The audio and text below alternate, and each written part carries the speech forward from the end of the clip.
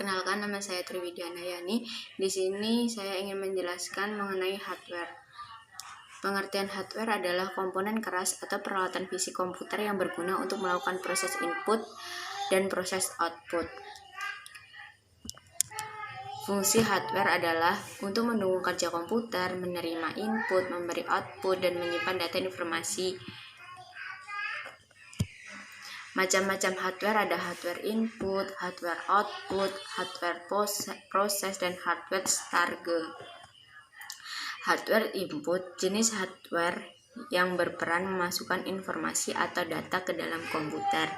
Contohnya keyboard berfungsi untuk memasukkan perintah ke dalam sistem komputer. Yang kedua, mouse berfungsi untuk memasukkan perintah pada komputer. Yang ketiga, mikrofon berfungsi sebagai perangkat input audio. Yang kedua, hardware output berguna dalam menampilkan dan mencetak hasil data yang user lakukan. Contohnya printer berfungsi untuk menyajikan tulisan atau gambar media data seperti kertas dalam berbagai ukuran.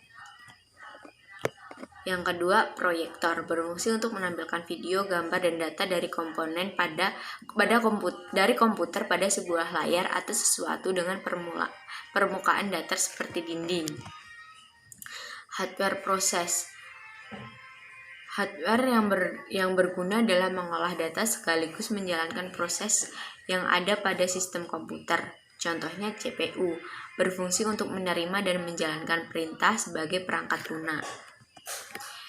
Yang keempat, hardware starge, hardware yang berfungsi untuk menyimpan data-data komputer. Contohnya floppy disk berfungsi untuk menyimpan data dengan memori terbatas yang hanya mencapai 1,44 MB saja.